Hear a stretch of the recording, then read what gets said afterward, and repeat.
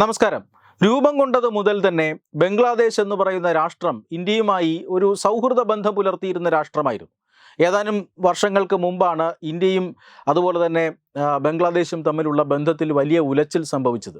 സത്യം പറഞ്ഞാൽ കഴിഞ്ഞ ഓഗസ്റ്റിൽ അവിടെ ഉണ്ടായിരുന്ന തിരഞ്ഞെടുക്കപ്പെട്ട ഷെയ്ഖ് ഹസീന സർക്കാരിനെ അട്ടിമറിച്ചുകൊണ്ട് അവിടെ പട്ടാള ഭരണകൂടം അല്ലെങ്കിൽ അവിടുത്തെ പട്ടാളം മറ്റൊരു കാവൽ മന്ത്രിസഭയ്ക്ക് അല്ലെങ്കിൽ ഇടക്കാല മന്ത്രിസഭയ്ക്ക് രൂപം നൽകുന്നത് മുതലാണ് വിഷയങ്ങൾ മാറി തുടങ്ങുന്നത്. അന്നു മുതൽ തന്നെ ഇസ്ലാമിക തീവ്രവാദികൾക്ക് അവിടെ വലിയ അധീശത്വം ലഭിക്കുകയും അവർ ഇന്ത്യയെ വിരട്ടാൻ തുടങ്ങുകയും ഒക്കെ ചെയ്തിരുന്നു. മാത്രമല്ല, പാകിസ്ഥാനും ബംഗ്ലാദേശും തമ്മിൽ ആജന്മ ശത്രുക്കളായിരുന്നു. ഇപ്പോൾ അവർ ഒരുമിച്ചുകൊണ്ട് ഇന്ത്യക്കെതിരായിട്ടുള്ള പല പ്രവർത്തനങ്ങളും പദ്ധതിയിടുന്നു എന്ന വിവരവും ഇന്ത്യക്ക് ലഭിച്ചിട്ടുണ്ട്. എന്തായാലും ഈ സൗഹൃദ രാഷ്ട്രം ദീർഘകാലമായി രണ്ട് രാഷ്ട്രങ്ങളും തമ്മിൽ സൗഹൃദ രാഷ്ട്രമായിരുന്നത് കൊണ്ട് തന്നെ അതിർത്തി പ്രദേശങ്ങൾ മിക്കവാറും സമാധാനപരമാണ്. അതിർത്തി പ്രദേശങ്ങളിൽ വലിയ സംഘർഷങ്ങളൊന്നുമില്ല. കൃഷിയിടത്തിലൂടെ ചെറിയ വേലി മാത്രമേ പലയിടങ്ങളിലുമുള്ളൂ. എന്നാൽ പല സംസ്ഥാനങ്ങളിലും വലിയ ബുദ്ധിമുട്ടുള്ള ടെറൈനുകളുണ്ട്. പക്ഷെ അവിടെയൊന്നും വലിയ നിരീക്ഷണങ്ങളുടെയൊന്നും ആവശ്യമുണ്ടായിരുന്നില്ല. ആൾക്കാർക്ക് അങ്ങോട്ടും ഇങ്ങോട്ടും പല സ്ഥലങ്ങളിലും പോകാനും വരാനും ഒക്കെയുള്ള സൗകര്യങ്ങളുണ്ടായിരുന്നു. അതാണ് ഈ അനധികൃത കുടിയേറ്റക്കാർ പ്രയോജനപ്പെടുത്തുന്നതും ദുരുപയോഗം ചെയ്യുന്നതും. എന്തായാലും ഇപ്പോൾ ബംഗ്ലാദേശിൻ്റെ അതിർത്തി പ്രദേശങ്ങളിൽ ചില പ്രശ്നങ്ങൾ ഉണ്ടാകാൻ തുടങ്ങിയിരിക്കുന്നു എന്നതിൻ്റെ സൂചനയാണ് ഇപ്പോൾ പറയാൻ പോകുന്ന സംഭവം സൂചിപ്പിക്കുന്നത്. അതായത് കഴിഞ്ഞ ദിവസം രാത്രി ബംഗ്ലാദേശിൽ നിന്നും ഒരു സായുധ സംഘം ഇന്ത്യൻ അതിർത്തിയിലേക്ക് നുഴഞ്ഞു കയറുന്നു. മേഘാലയയിലേക്കാണ് ഇവർ നുഴഞ്ഞു കയറിയത്. അവിടെ വന്നിട്ട് ഇന്ത്യയിലെ അല്ലെങ്കിൽ ഒരു ഗ്രാമവാസിയായിട്ടുള്ള അദ്ദേഹത്തിൻ്റെ പേര് തന്നെ ദേശീയ മാധ്യമങ്ങൾ റിപ്പോർട്ട് ചെയ്യുന്നുണ്ട്. ബെൽസാരംഗ് എന്ന് പറയുന്ന ഒരു സ്വദേശി, അദ്ദേഹം മേഘാലയ സ്വദേശിയാണ്. അദ്ദേഹം അവിടെ ഒരു കട നടത്തുന്നയാളാണ്. ആ കടയിൽ കയറുകയും ഈ സായുധ സംഘം രാത്രി ഇരുട്ടിൻ്റെ മറവിൽ അതിർത്തി കടന്ന് ഇന്ത്യൻ ഭാഗത്തേക്ക് വരികയും അടുത്തുള്ള ഗ്രാമത്തിൽ ഈ കടയിൽ കിടന്നുറങ്ങുകയായിരുന്ന ബെൽസാരംഗിനെ ബന്ധിക്കുകയും കൈവിലങ്ങ് അടക്കമുള്ളവ ഇട്ട് കയ്യും കാലും കെട്ടി ബന്ധിക്കുന്നു. അതിനുശേഷം തൂക്കിയെടുത്ത് ബംഗ്ലാദേശിൻ്റെ അതിർത്തി കടന്ന് അപ്പുറത്തേക്ക് പോകാനുള്ള ചില ശ്രമങ്ങൾ നടത്തുന്നുണ്ട്. എന്തായാലും ഈ സംഘത്തിൽ നിന്നും കുതറിമാറി ഈ ബെൽസാരംഗ് രക്ഷപ്പെടുന്നു. അതോടുകൂടിയാണ് ഇത് വാർത്തയാകുന്നത്. അതായത് സാധാരണ രീതിയിൽ ഇത്തരത്തിലുള്ള ചില സംഭവങ്ങൾ ഇതിനു മുന്നേയും റിപ്പോർട്ട് ചെയ്തിട്ടുണ്ട്.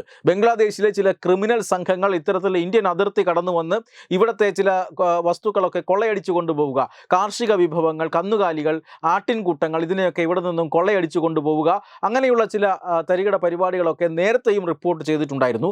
പക്ഷേ ഇത് സായുധ സംഘമായി വന്ന് ഇത്തരത്തിൽ ഇന്ത്യൻ അതിർത്തിയിലേക്ക് കടന്നു കയറുക, ഒരാളെ അപ്പുറത്തേക്ക് തട്ടിക്കൊണ്ടുപോകാൻ ശ്രമിക്കുക എന്നതൊക്കെ വളരെ ഗൗരവമായിട്ടാണ് ഇപ്പോൾ ഇന്ത്യയുടെ സുരക്ഷാ സൈന്യം കാണുന്നത്. മാത്രമല്ല, ഇന്ത്യയുടെ അതിർത്തി സംരക്ഷിക്കുന്നതിന് ചുമതലപ്പെട്ട BSFും വളരെ ഗൗരവമായിട്ടാണ് ഈ സംഭവത്തെ കാണുന്നത്. കത്തിയടക്കമുള്ള ആയുധങ്ങളുമായിട്ടാണ് ഈ ബംഗ്ലാദേശി സംഘം ഇന്ത്യയിലേക്ക് കടന്നു കയറിയത്. മേഘാലയയിലെ വളരെ ദുർഘടമായ ഒരു ടെറൈൻ ആയിരുന്നു. ഈ ടെറൈനിലൂടെ ആണ് ഈ ടെറൈൻ മുഴുവൻ ഇത്തരത്തിൽ നിരീക്ഷിക്കുക എന്ന് പറയുന്ന അസാധ്യമാണ്. ഇത് പ്രയോജനപ്പെടുത്തിക്കൊണ്ടാണ് ഇത്തരത്തിലുള്ള ക്രിമിനൽ സംഘങ്ങൾ ഇന്ത്യയിലേക്ക് കടക്കുന്നത്. മേഘാലയയിലേക്ക് ഈ ഗ്രാമത്തിലേക്ക് കടന്നു കയറുകയും ഇങ്ങനെ അതിക്രമം കാട്ടുകയും ചെയ്തത്. എന്തുകൊണ്ടാണ് ഒരു ഇന്ത്യൻ പൗരനെ അപ്പുറത്തേക്ക് തട്ടിക്കൊണ്ടുപോകാനുള്ള ശ്രമം നടന്നത് എന്ന അന്വേഷണത്തിലാണ് ഇപ്പോൾ BSF. ഇതിൽ ഇങ്ങോട്ട് 7-8 പേർ ഈ സംഘത്തിൽ ഉണ്ടായിരുന്നു എന്നാണ് കരുതപ്പെടുന്നത്.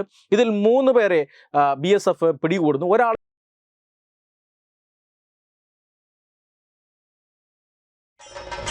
ഭാരതത്തിലെ അതിപ്രശസ്തമായ ക്ഷേത്രങ്ങളിലേക്ക് മലയാളം ന്യൂസ് നെറ്റ്വർക്ക് സംഘടിപ്പിക്കുന്ന ആധ്യാത്മിക യാത്രകൾ.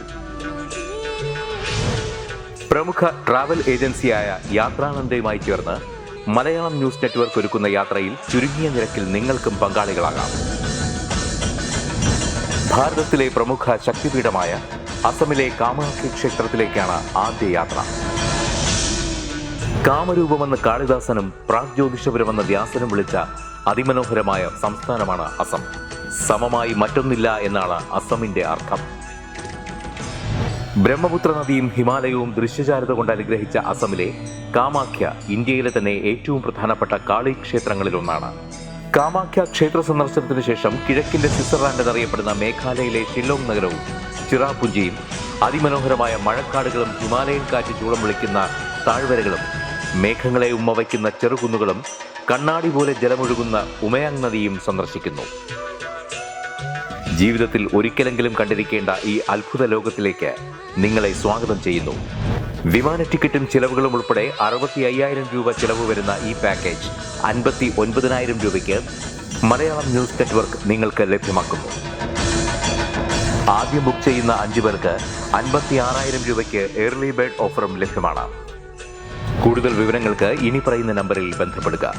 8089001200 അല്ലെങ്കിൽ 7736549234.